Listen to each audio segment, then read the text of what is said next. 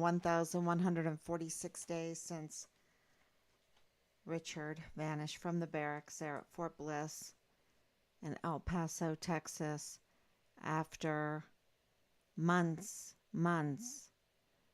of severe continuous retaliation by his chain of command, and the escalation of that leading to his bodily harm, and the cover-up that costs a lot of money to cover up a code red on steroids. It costs a lot of money, and so we're getting institutional support to help us understand how to reach out to the public and explain this, very huge. I don't know how, convoluted is the right word, case, because it involves so much. And Richard saw a lot. A lot was going wrong on Fort Bliss. He saw a lot, and he reported he didn't want to go along with it. And of course, Belen Rocha is a big part of this from the very beginning. And I think Belen had a window, a seat, but just as a young person, into the workings of what was going on Fort Bliss. And she told Richard. I really believe that. So, and we have now breaking news. I have lots of breaking news here. Let's see.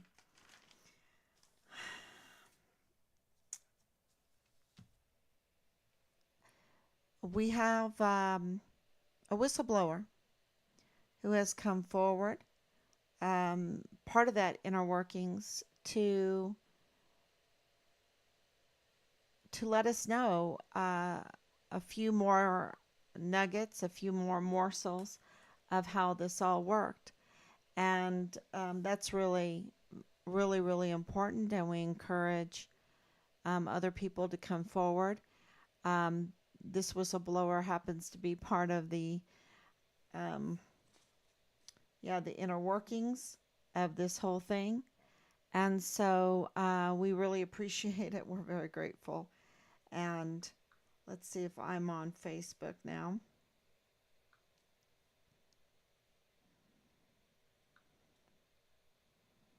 Okay, it says I'm live.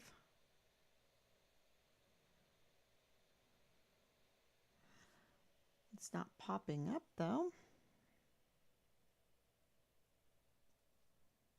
Oh, here it is. Okay. All right, so I am on and I can see comments now and any questions. And I think that that is a very, very important development, that we're getting to the point, because you have to understand everything is coming out. We understand to a certain degree what's going on at the VA. We've asked Inspector General, the IG, to look into what's going on at the VA. We've put in criminal complaints now. We have put in requests for open records and academic records at Park University, open records into the JAG with Judge Robert Shook. We've multiple times, maybe it's 7 times now, that we are in communication about Leilani Hart and her criminal record with Major General Eisenhower, who reached out to us today, which is also good news. He reached out to us today to say that we have more institutional support, and to admit that he is aware that Leilani Hart is a convicted criminal. So that's really breaking news, because he's absolutely aware and passing on this, that Leilani Hart is a convicted criminal and it's getting passed on to another agency to look into her. And we also, Samoa reached out to us, Team Find Richard Halliday today, to, which, you know, for Samoa, let's look at that. I'll have to show you where that is. Um, okay, let's see if I can show it. I should have brought that up. Let's see if I can bring that up. I think that is really important for people to understand what a big deal this is for Samoa to reach out. Because when you speak with them, because they are in such a remote location, it's almost like it's underwater. Speaking with them is like underwater. Okay. Here we go. I was part of Trace DS many times, and I'm thinking if it was my first time or the second time, I was at a table with a really wonderful Christian sister from Tonga, and we looked that up, because that is a very remote island. Okay, so here I have it. Okay. So here is Samoa. Here is Samoa right here. And this is American Samoa right here. And look at where it is. Here it is. I'm going to keep my... here's Australia. Here's Samoa. Here's Fiji. Here's Tonga. Okay. Here's the United States. To speak to them, okay, to speak to them is such a blessing. It is huge, huge news. And I think that I think we're learning a lot about what's going on there when it comes to Leilani Hart's criminal record. Because, and why is she such a point of interest here? Okay, well, for one, she had unauthorized access to Richard's file. Number two, her notarized criminal complaint affidavit that was accepted by the CID, accepted by the FBI, that painted a picture, confessed to a family that is engaging in incest, sexual assault on minors in their own home, child pornography, illegal weapons purchasing, questionable immigration status, threats, bodily threats. I mean, really, threats of murder that's in this. And this is part of Richard's file. Okay, this is part of Richard's case. This CID FBI accepted, notarized criminal complaint affidavit confession. I think that's a big deal. It is a big deal. And her having unauthorized access, that's a big deal. And also, I'm trying to list all the things that are so important in this. I've reached out. Her son being we maintain Richard's platoon leader because we have witnesses that say this. We have witnesses, and even Sammy can contest because he even listened to it. Witnesses that say this, that Dallas Hart was Richard's platoon leader. There you have it. And we have yet to get from Dallas just word of mouth, which we can't trust because we have caught him in lies. And so he could just give us or give the public, a picture of his orders. And that would clarify that whole situation. But even, let's say, even if he can do that, Dallas Hart was still there serving in the 11th Brigade with Richard. Okay? And there's a connection going on because of Park University with Leilani Hart, with CID, with Leilani Hart's place in CID, having an extramarital affair with a CID special agent, right?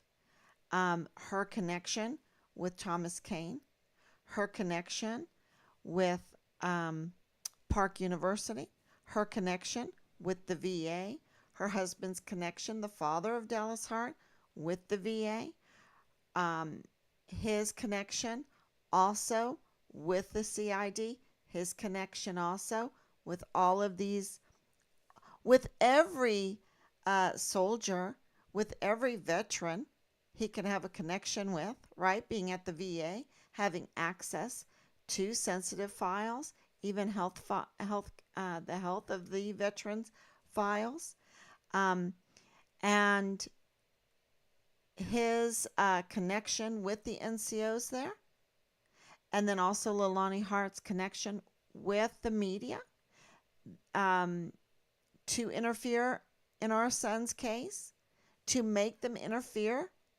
in our son's case. Who's helping with that? Well, a lawyer, an attorney that has a connection with LDS, that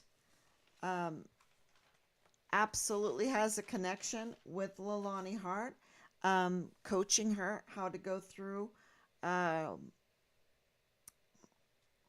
this, I guess, obstruction of justice, that he's absolutely involved in another very, very important case.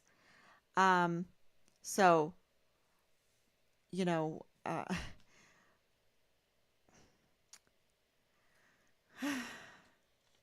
I want to break that apart, but I don't know if the time is right for us to break that apart with this attorney, with El Paso Matters, with the LDS, with this other case, with Leilani Hart, with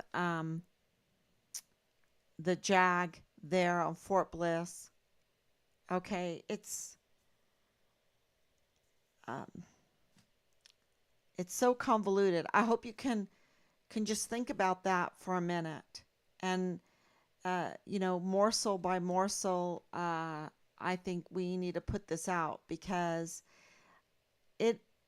even for Team Find Richard Halliday, this gets so overwhelming with all the connections, with the Van Buren House connection, with the white van that we have identified location of it, working on that. We have more breaking news. I can tell you that Representative Escobar, has reached out. She's reached out to the soldier. As soon as we heard about this active duty Fort Bliss soldier requesting a congressional inquiry, we wrote Veronica Escobar right away, asking her to support this soldier. We wrote Senator Cruz, asking him to support this soldier. And now we have been in communication, and we have confirmed that she has reached out to the soldier now for this congressional inquiry. So this is really good news.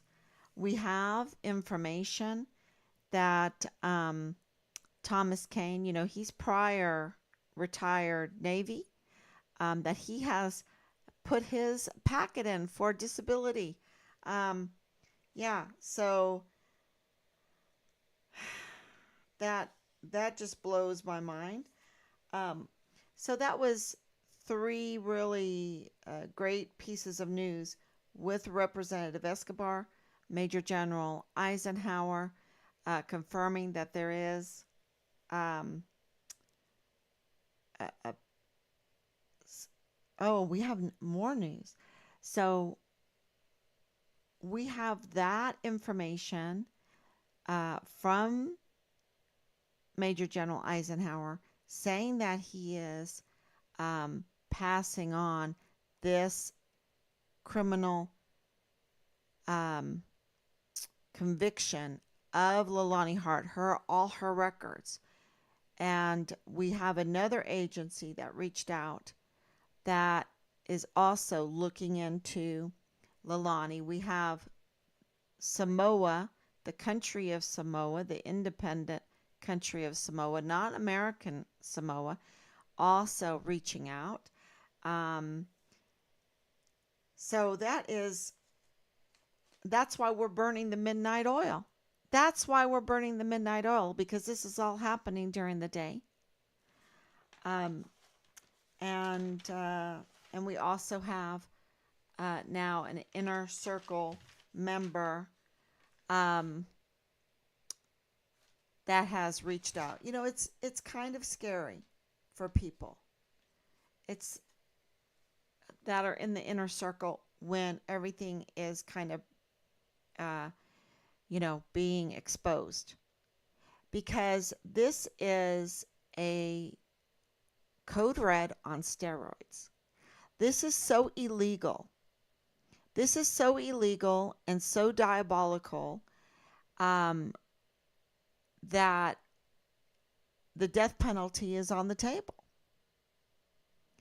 And I've even asked Dallas Hart, maybe I should ask right now, why don't you take a lie detector? Why doesn't James Hart take a lie detector? Why doesn't Leilani Hart take a lie detector screening? I really think that they should take these tests, these lie detector tests, because it is so... when one person is claiming that the other person is committing incest and pedophilia with their own children and with other active duty members' children in their master bedroom, and watching child pornography and all of that, and saying, oh, I can't tell because my immigration status might be revealed. What? Wow. I think they need to take lie detector tests if they can't provide the orders or the paperwork, or I think I really suggest that, because this is such a huge case of retaliation in every respect.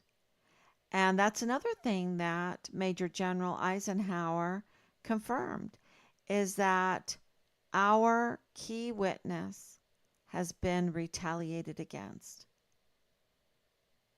Yes, our key witness has been retaliated against. So not only Richard retaliated against, not only us, because remember, this is a double case now. We've been retaliated against, and then it's a triple case. Our key witness, a key witness in this case that was scrubbed from Richard's file. They don't want you to know about it. um, was also retaliated against. So this is by a convicted criminal, right? Yeah. Uh, And who is orchestrating this? It has to be a lawyer, and that's why we've uh, found that lawyer. He is LDS.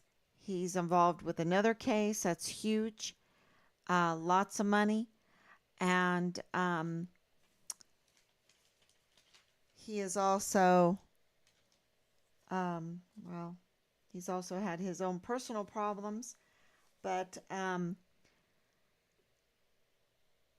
so now you can understand how this is happening. When there is a lawyer involved, an attorney involved that is thinking legally, that is going to the media, that has El Paso connections, in the biggest way, and Fort Bliss connections in the biggest way, and that they can go on to, talk with the command, speak with Jack, um, uh, yeah, cover up, have the means, have the funding to do it. That's really important. That's really important. So that adds to the confusion. I know it adds to the confusion, but there has to be someone legally, just like the generals are surrounded by their SJAs, by their PAOs. You have to have someone that is thinking legally, that has access to media. PAO is a public affairs officer. The SJA are the lawyers. They work for the generals. But for this attorney, uh, El Paso Matters was working for this attorney, not for the people of El Paso, not for the service member of Fort Bliss, and that is very clear. So he's the legal mind, but he had to have a platform to retaliate against the key witness, to change the narrative, to obstruct justice. And this is what absolutely they have done, is obstruct justice on a code red case on steroids. Okay? Continuous severe retaliation before they carried out the bodily harm. And not just a day before, but a half a year more. January, February, March, April, May, June, July. January, February, March, April, May, June, July, 7 months before, right?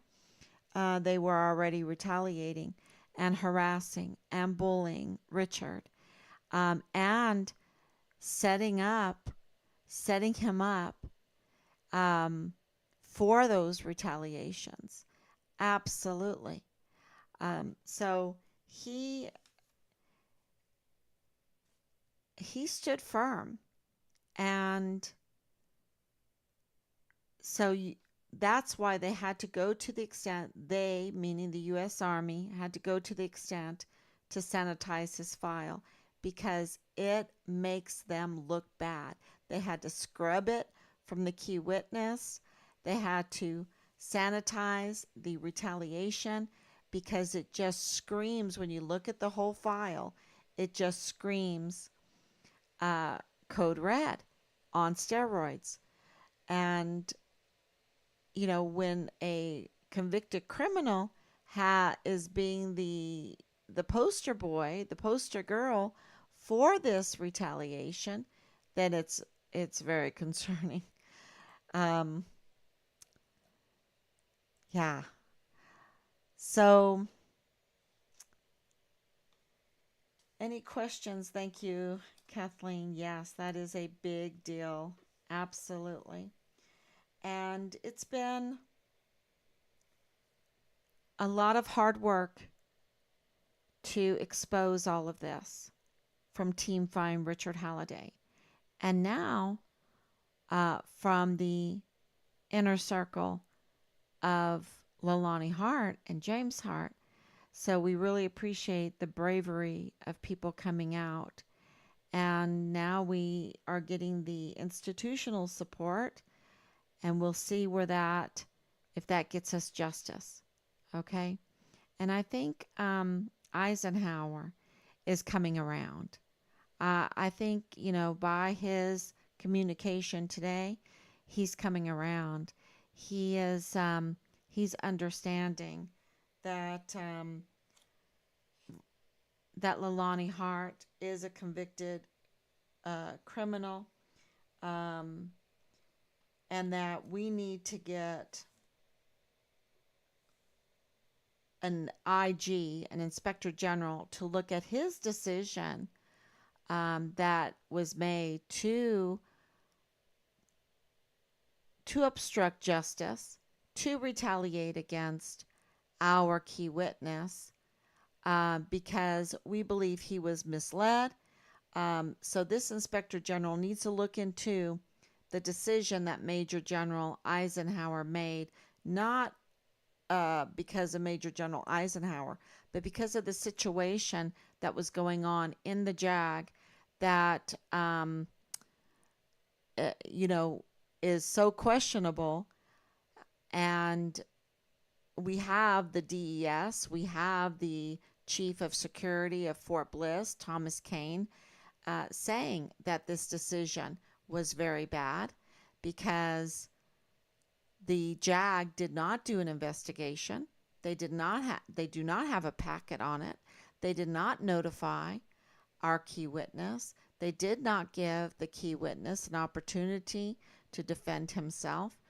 And so that means that the decision that Major General Eisenhower made needs to be inspected by the Office of the Inspector General to see how that could happen, that this general would get this kind of terrible briefing, this kind of terrible assistance from the JAG, right, and get away with it, to the extent of what, a year after the CID, the FBI criminal complaint from our key witness. So they need to look into it. Who did it? Why did they do it? What are the weaknesses in the JAG that allowed this? And that is why we are going all out supporting this active duty soldier that has made a request for a congressional inquiry with Representative Veronica Escobar and copied Senator Ted Cruz, because he stated in there not only, and we're very grateful for this, about our son's case, about the young girl that was living in the barracks being prostituted out, but he also mentioned about the JAG, that JAG was blocking soldiers, active duty soldiers, concerns. They were blocking it, and that the soldiers felt like they had no recourse for their action but to go with a congressional inquiry. So I think that's really, really important here. So that's why we need the Office of the Inspector General now to look at what went wrong with Major General Eisenhower's decision, because if you're going to war and you can't depend on those that brief you, you can't depend on the JAG to work within and operate within the bounds of the law, this is setting up every general, right? This is setting up our leadership to act in unethical and immoral and unlawful decisions. To, in our case, to obstruct justice, to prevent due process, and to immorally, this is immoral. This is against his whole oath as a general. This is his whole duty as a general. This goes against it because Richard is his soldier. And what Media Matters did, what JAG Office did, what a convicted criminal, Leilani Hart, did to obstruct justice is and to finagle their way into a, a, a general signature. I think the Office of Inspector General needs to look at that, and we're requesting that because now, with this communication today, he's fully aware that he was hoodwinked, right? Um, and that is when our generals get hoodwinked, that's serious. Because, he wasn't there on Fort Bliss when this all happened. And, his raider is also problematic because his raider is Lieutenant General Beelzebub's brother, Sean Bernabe. I posted that up because it's absolutely being nice to him because of the damage that he did to Fort Bliss, to the service members there, to the El Paso community, to our country, and even to crimes against humanity. We witnessed it. We witnessed it. The frustration is documented through these live streams where he wanted to come and meet with us and we refused, and we got hit back for that because we had witnessed such unethical, demonic behavior from him with this crimes against humanity, with the lies, with showing up at a task force, find Richard Halliday out of uniform, with trying to hoodwink us, not telling us our son was a whistleblower, not telling us who the FBI man was, not being forthright with the code red that was somehow issued on Richard. So this general is Major General James Eisenhower's raider, okay? And he's the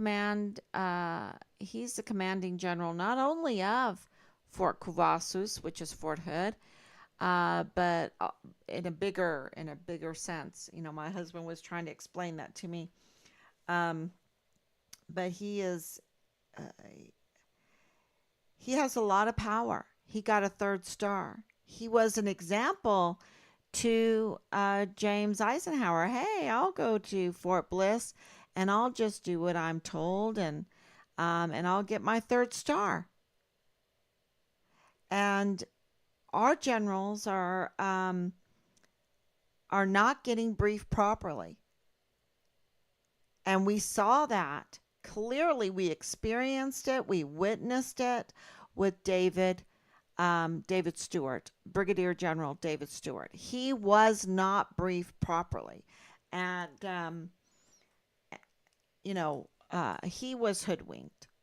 And thank God that he came to our rallies and we were telling him what was going on. And what did they do?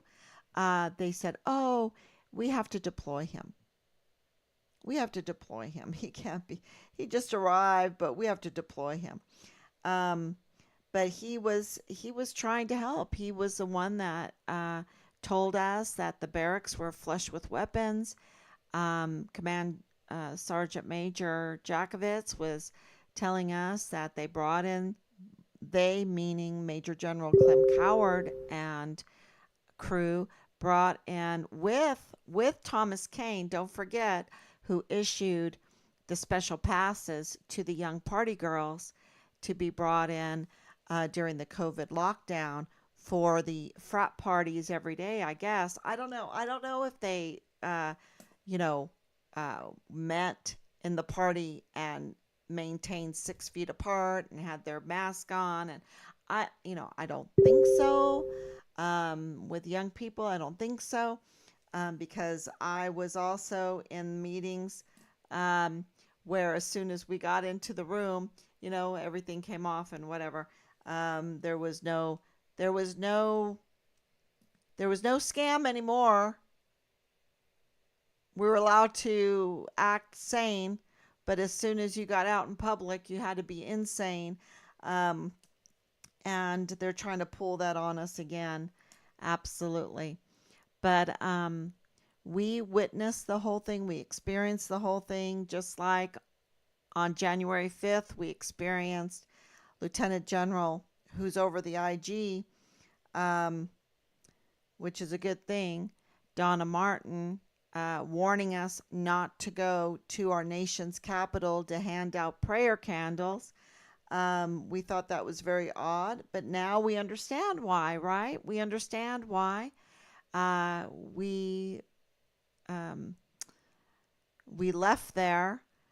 But I understand that one person never even went to Washington, D.C. and got arrested for January 6th.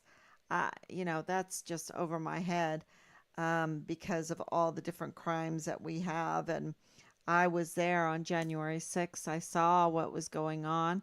And I can tell you that what the narrative has been is not true. It's not true. There was no insurrection. And I don't know why so many people were parrots to that unless, they were threatened with their livelihood. I don't know. Because there was no insurrection. There might have been some vandalism, but there was not an insurrection. There's no weapons. I was there. We're singing. We're praying, patriotic songs. No, that's not an insurrection. So it was very clear. And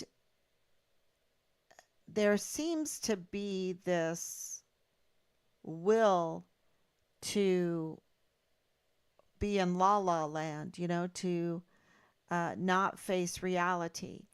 And these false narratives, these lies, are put out there. And we know that by today in the news, and I haven't read through it fully. I'm going to do that and talk more about that tomorrow. But on the JFK assassination, that's all coming out by a Secret Service employee, right? 60 years later. And he's like, oh, yeah, we lie. We lie. And we saw that with the Texas Tribune, where you have the special agent, CID special agent from El Paso, leaking information, WhatsApp, using that to follow people, even in Mexico, and the leaks, the leaks, the leaks, the leaks. So the unethical behavior within our agencies is absolutely there, and we need oversight. We need checks and balances, and that starts with whistleblowers. And Richard was a whistleblower, and they did not protect him. He was an insider. And I believe he got some information from Berlin. This is what I'm getting from our intel. Is he absolutely, he met her. Absolutely, he cared for her. We know that now. And we have proof of that. As soon as we got it, we put it out there. And he was trying to help her to get her out of that kind of livelihood. And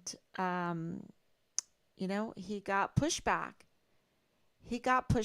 But during that time, he was told and given an insight to the inner circles, and also with Park University and being an intern with CID, we maintain that, until we get an official document, we maintain our intel that we're getting from inside of Fort Bliss, that Richard was an intern with CID. And we have not gotten any kind of communication to deny that. Matter of fact, we're waiting. We're waiting for communication from Park University, which, with our intel, Richard absolutely had a student-teacher relationship with Thomas Kane, the chief of security of Fort Bliss. So with Belen, and we know that Belen, being young, told us things, right? She told us things. She told us about the sex tapes. She told us that Richard turned those in. She told us about the CPS, right? About the CPS complaints. And, right off the bat, the problem with that September 3rd communication is that we were in Hell Week. She sent it to Hannah, and it was months until we found that communication and knew who it was from and the importance that it held. And because we were getting all kinds of communication from media at the time, and from all of the people that we were contacting, and different agencies that we were contacting to try to beg for help and information about the whereabouts of our son. And so it took a long time for us to put that together. And she told right off the bat that Richard had reported to CPS. So that is indication that if she's going to tell us these things, that she told Richard a lot more. And because of the connections that the Ortega Rochas have, because her mother is an Ortega, her father is a Rocha, and those connections that those families have, and wow, not only to Danae, right? Not only to Danae, but to others in this case, and we'll be releasing that too. That she would absolutely know things going on, and Richard would report to us, "Oh my gosh, it's so bad, Mom. It's just so bad." Yeah. And we see that. If he has to make audios and videos to try to dissuade a 17-year-old that's just turning 18 to be in the sex industry, things are bad. Things are bad. If a 14-year-old is living in the barracks being prostituted out, things are bad. If the barracks are flush with weapons, things are bad. If child pornography is being broadcasted in these servers to our service members, it's illegal anyway. Things are bad.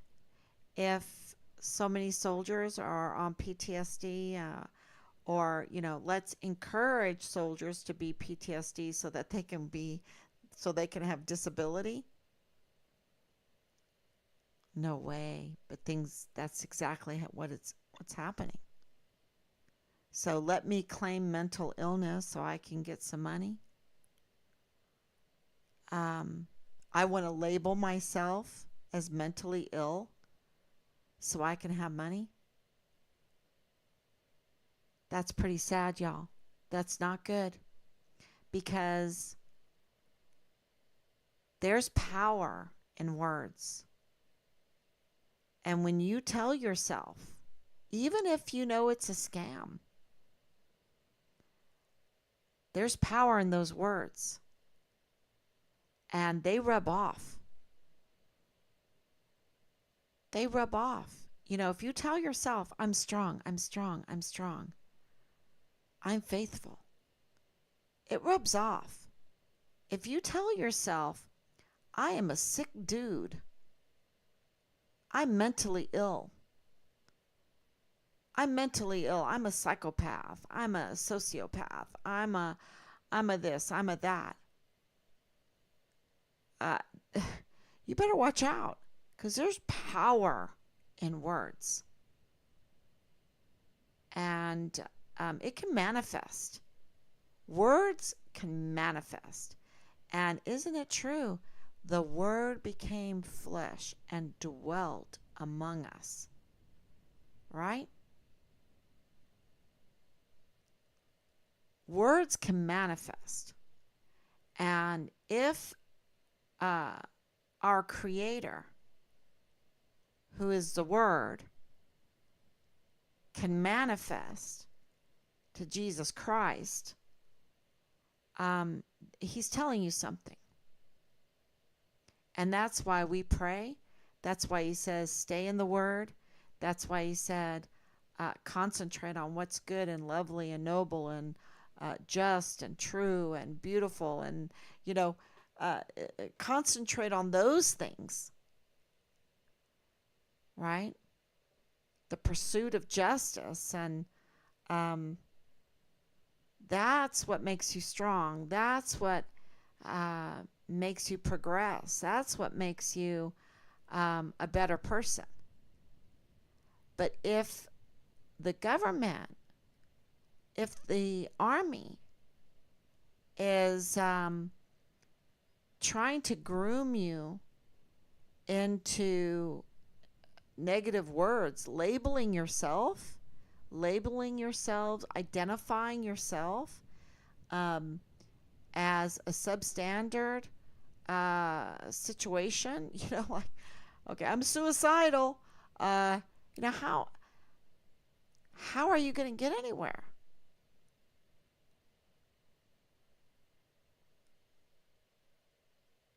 How are you going to, it's no wonder that our mental health industry is 100% failure. Do you know that? Do you know that our mental health industry, or their whole psychology, is 100% failure rate? So, and those are not my words. That is from them. Those are the statistics from them. And they had to try to retrench because they had 100% failure rate. So, yeah,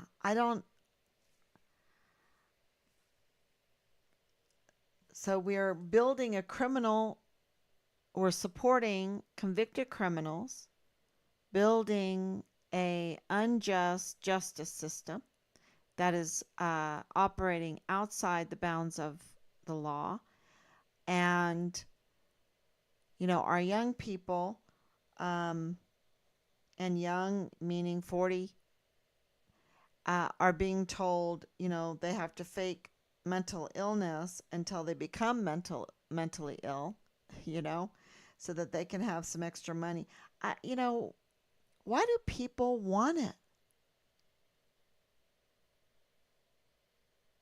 Why do people want it? Because we have proof after proof after proof that all this wealth, all of this is so problematic. It must not be the key to happiness. Not when you have to commit a code red on a whistleblower that is supposed to get protection but doesn't get protection.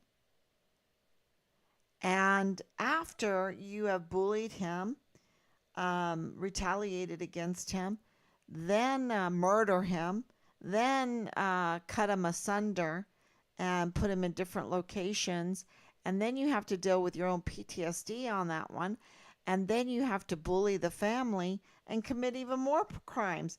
And then you say, oh, I'm not happy, I'm stressed out. Yeah, I think so. You're going to hell.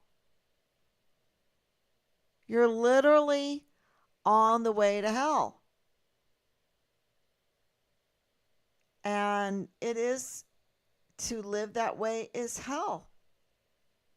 So we're very, very grateful that some are starting to understand that. And so we do have now a whistleblower from the inner circle.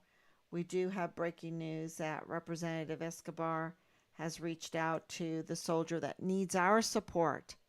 It's because of the 160, how many? 160 signatures from Fine Richard Halliday, I believe, that is, hedging, that is supporting this move for this soldier. So let me see how many signatures we have right now. Here it is. 165. So on the petition to support the soldier that has requested a congressional inquiry with Representative Veronica Escobar and copied Senator Ted Cruz, it is a congressional we can all get behind because we can get the answers, right? 165 signatures. So that means that there's quite a few people looking at this.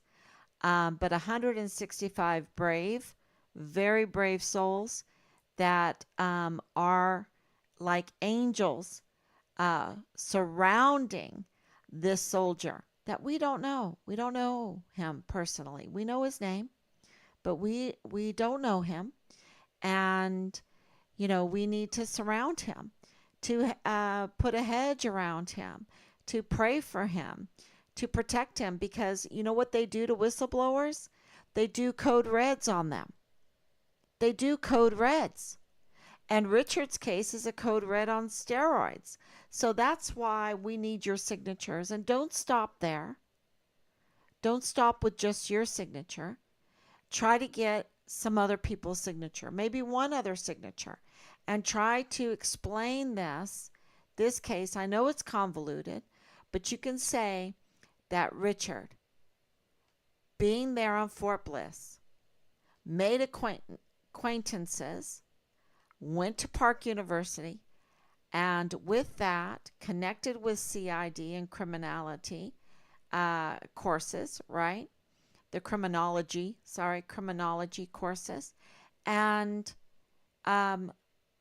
with Belen Rocha, and was privy in a bad way to unethical and criminal behavior on Fort Bliss, and he reported it. He reported it and became a whistleblower. And they did not give him that hedge. They did not support him. They did not put angels surrounding him, right? They did not put him in a secure location to help him, like they say. Oh, we will put you in a secure location. Where is his security? And he was retaliated against swiftly, continuously, severely, for months, even set up. He was betrayed by his own. He was absolutely betrayed. He was bullied, he was harassed. Um, and who has a long history of harassment like this? The convicted criminal Leilani Hart. She has a long history of harassment. And why would they want to harass him? Well, I'm thinking it's because whatever Richard was reporting was about Dallas Hart. Maybe about what's going on at the VA with James Hart. Maybe what was going on in the CID with Leilani Hart, or whatever her name is, Iolanthia, Lolanthia, Lorian. We don't know. She has a questionable immigration status. This stealing identity, stealing people's social security numbers, that all needs to, and we have confirmation that Leilani Hart is being looked at now. So that is, that's a game changer. But you have like Fort Bliss becoming Fort Hart in a criminal syndicate. So, and it reaching into the JAG to persuade unjustly the commanding general. And so the Inspector General, the Office of the Inspector General, absolutely needs to look at that decision. That decision, what is in that decision? Who wrote that decision? We know that, it's unjust. We know that it has no packet. And so we need to know how it happened to obstruct justice in this case. So that's our news. I hope I have covered everything. I think so. And we are really burning that midnight oil. So I am going to wish everyone a great night. And we will be back tomorrow with more information.